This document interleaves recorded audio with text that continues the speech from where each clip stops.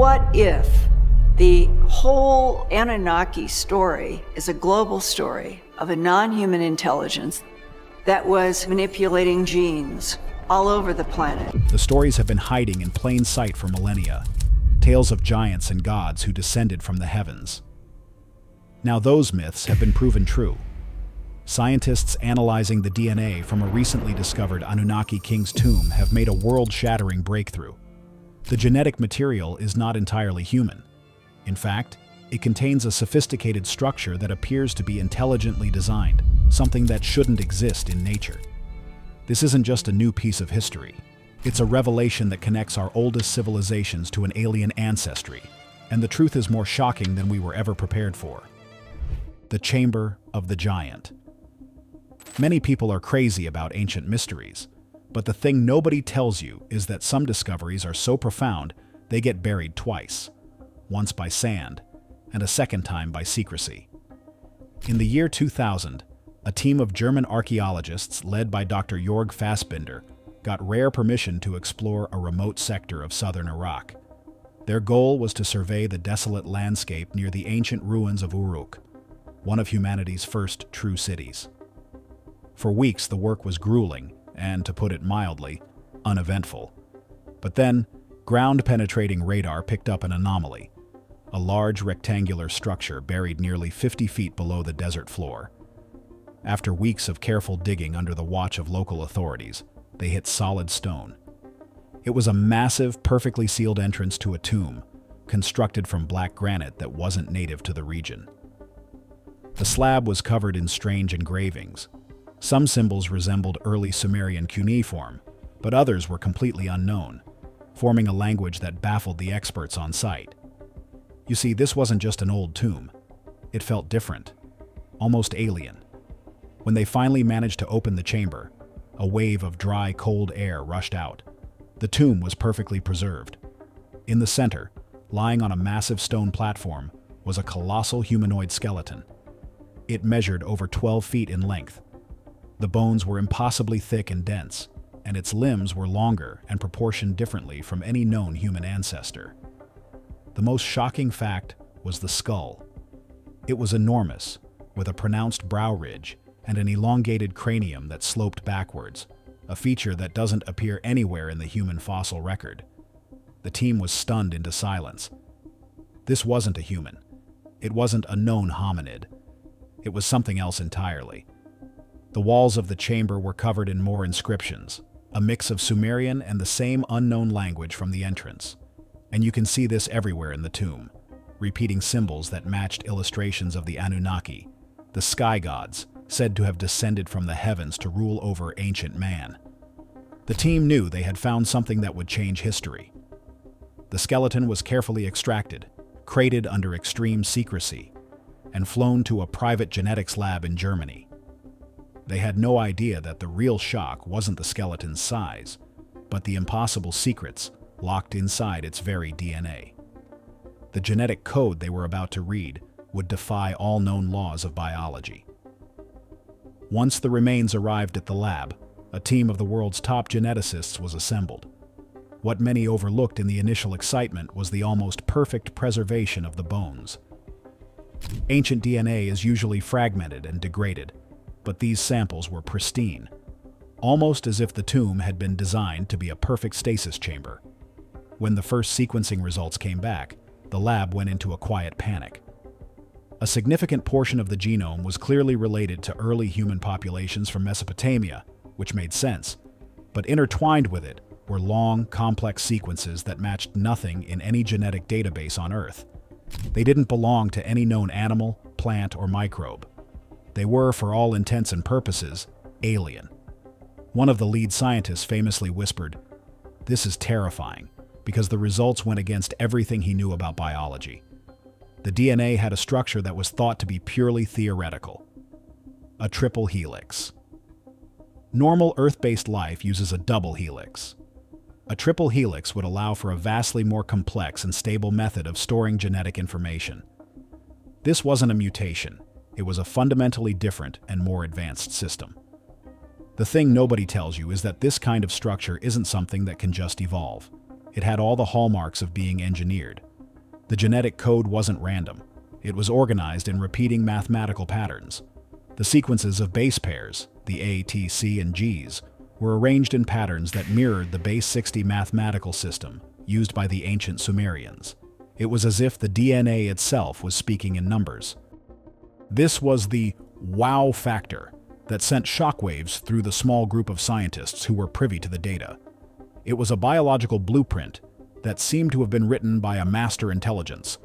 The discovery moved beyond biology and into the realm of mythology when researchers began cross-referencing the genetic patterns with the strange symbols from the tomb walls. They found a one-to-one correlation. The repeating genetic sequences matched the unknown glyphs, suggesting the language on the walls was a visual representation of the genetic code itself. This discovery solidified the link to the Anunnaki. Ancient texts describe them as beings who created humanity by mixing their essence with that of early man. Suddenly, that essence looked a lot like a strand of engineered DNA. The evidence was pointing to a single, mind-bending conclusion. The skeleton belonged to a hybrid being, part human, part something else. But a hybrid of what exactly? The answer would connect this tomb to humanity's oldest legends. The king who was part god. The tomb's location near Uruk was too specific to be a coincidence. Ancient Sumerian king lists, actual historical documents, name a legendary ruler of that very city, Gilgamesh. The most shocking fact about Gilgamesh, according to the world's oldest written story, the Epic of Gilgamesh, is that he was described as being 2/3 divine and 1/3 mortal. For centuries, historians dismissed this as poetic exaggeration, but with the discovery of a 12-foot-tall skeleton with hybrid DNA, that description suddenly sounded terrifyingly literal. The epic wasn't a metaphor, it was a biological fact. You see, Sumerian texts are very clear about where divinity came from. The Anunnaki were led by a supreme ruler named Anu, the great Sky Father, who bestowed kingship upon humanity. If Gilgamesh was part divine, his ancestry had to trace back to the Anunnaki royal bloodline, possibly to Anu himself.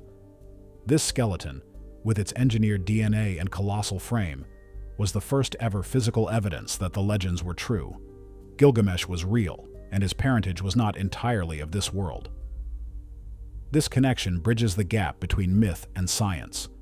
The DNA analysis suggested a being of immense strength and longevity, which aligns perfectly with the epic's depiction of Gilgamesh as a king who could wrestle lions and journey to the ends of the earth in a quest for immortality.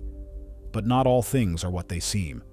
If Gilgamesh was a hybrid of a human and an Anunnaki, it places him in another, even more controversial category of beings mentioned in ancient texts from a different culture, the Nephilim. The book of Genesis describes the Nephilim as giants and mighty men of old, born from the union of the sons of God and the daughters of men. Many people are crazy about this theory, which suggests the Anunnaki and the sons of God could be one and the same. If so, Gilgamesh wasn't just a Sumerian king. He was a Nephilim, a member of a legendary race of giants who once walked the earth. This one skeleton could unite ancient Mesopotamian and Hebrew texts, proving they were both recording the same unbelievable history of genetic intervention by a non-human intelligence. This wasn't just one king's tomb. It was evidence of a global phenomenon hidden for millennia. The skeleton from Uruk may be the first to be genetically analyzed, but the thing nobody tells you is that stories of giant remains have been quietly surfacing for centuries, only to be dismissed or mysteriously disappear. In the 1800s, newspapers across the United States reported discoveries of skeletons ranging from 7 to 9 feet tall, often found in ancient burial mounds in places like Ohio and Wisconsin. In 1911, miners in Lovelock Cave, Nevada, uncovered remains that seemed to confirm local Paiute legends of red-haired cannibalistic giants called the Sitka. Many of these bones were sent to universities and institutions, but somehow they were lost or misplaced, erasing them from official history. And you can see this everywhere, from Patagonia, where Ferdinand Magellan's crew reported meeting 9-foot-tall natives in the 1500s, to Ecuador, where massive bone fragments were discovered in the 1960s. Each discovery was treated as an isolated hoax or a misinterpretation. But what if they weren't? What if they were all pieces of the same puzzle? The Gilgamesh skeleton provides the genetic context that links these scattered reports. It suggests that a race of giant human Anunnaki hybrids, the Nephilim, was not limited to Mesopotamia, but was a global population. They were the ruling class of the ancient world, the kings and heroes whose deeds were recorded as myths. So what happened to them? The ancient texts are unanimous. They were wiped out. The Bible describes a great flood sent specifically to cleanse the earth of the Nephilim. Greek mythology tells of a massive war where the Olympian gods overthrew the Titans, their giant predecessors. The consistent theme is that these hybrids were seen as a threat, a genetic experiment that had gone wrong, and a powerful force intervened to erase them. People watching this are probably wondering if all of this could be true. Are we missing a key detail? The thing is, this discovery suggests that human history as we know it is a lie. Our origins aren't a simple story of evolution. Instead, our past is filled with genetic engineering, alien intervention, and a forgotten war against a race of giants. The alien architects and the hidden agenda. This is where the wildest theories truly begin to take shape. The thing nobody tells you is that if the Anunnaki were real, actual visitors from another world, then their descent from the heavens wasn't a poetic metaphor, but a literal arrival. Imagine advanced beings arriving on a nascent Earth, carrying not just technology, but the very blueprint of life. Sumerian myths often state that the Anunnaki gave humanity civilization, writing, farming, and law. What if these weren't simply cultural exchanges, but calculated interventions? The sudden explosion of human civilization in Mesopotamia, often called the cradle of civilization, is an archaeological enigma. Traditional science points to gradual development, but many people are crazy about the idea that it was a sudden leap, catalyzed by an outside influence. The Anunnaki, with their engineered DNA and advanced knowledge, fit this role perfectly. The concept of essence mixed with clay to create humanity becomes profoundly unsettling. If clay refers to early, less evolved humans, then essence is clearly genetic material, the very DNA that formed Gilgamesh. This implies a deliberate genetic alteration, not natural evolution. The most shocking fact is that this wasn't just a one-off experiment, but a grand project designed to create a subservient workforce or, perhaps, a hybrid ruling class. The triple-helix DNA found in the Uruk skeleton points to a level of bioengineering far beyond anything humanity could conceive, suggesting the Anunnaki weren't just advanced, but masters of genetic manipulation. And the plot thickens. If these giant hybrids, the Nephilim, were a global population, what was their true purpose? Were they intended to rule, to shepherd early humans, or to simply oversee the Anunnaki's grand experiment? The ancient texts that speak of their destruction, the Great Flood, the war against the Titans, aren't just myths of divine wrath. They could be records of a catastrophic event, a genetic purge, or even an internecine conflict among the Anunnaki themselves over the fate of their creations.